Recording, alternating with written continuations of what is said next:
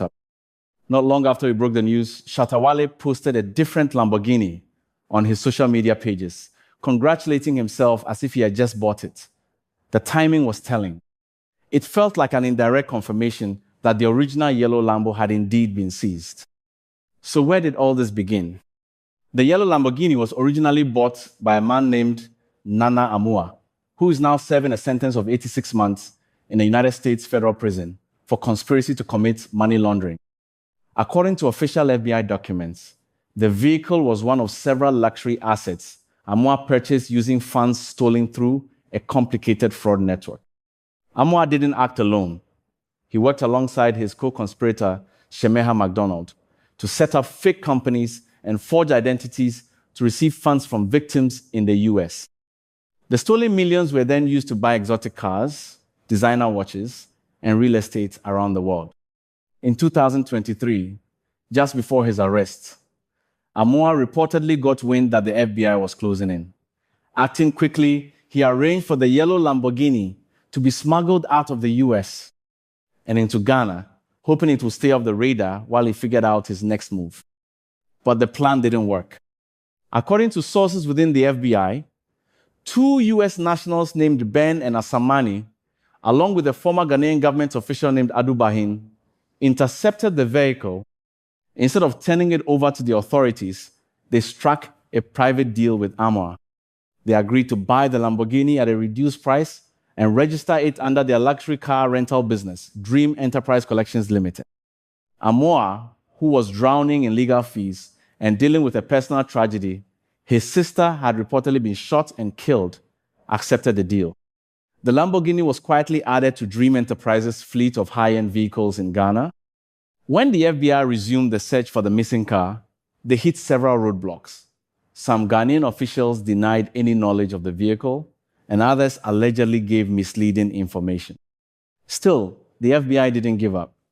They monitored social media activity, tracked vehicle identification numbers, and followed digital trails.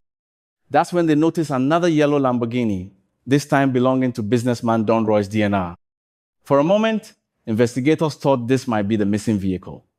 But after a full inspection, they realized it wasn't the same car. However, Don Royce's Lamborghini turned out to be involved in a separate fraud case, which helped clear up a rumor that he had gifted it to Shatta Wale. That claim was false. Meanwhile, Adubahin and his team came up with a clever plan. They leased the real yellow Lamborghini to Shatta Wale, one of their high-profile clients. Their thinking was simple. If a celebrity like Shatta Wale was seen driving the car, no one would suspect anything illegal. And for a while, the plan worked. Shatta Wale proudly drove the car to events, posted photos of it online, and let the public believe it was his. Fans celebrated his supposed success. But behind the scenes, the FBI continued their quiet investigation. Everything unraveled during the court proceedings against Adubahin. Legal documents revealed that Dream Enterprise Collections Limited owned a fleet of exotic vehicles, including the infamous yellow Lamborghini, along with several Range Rovers, Cadillacs, and Maseratis.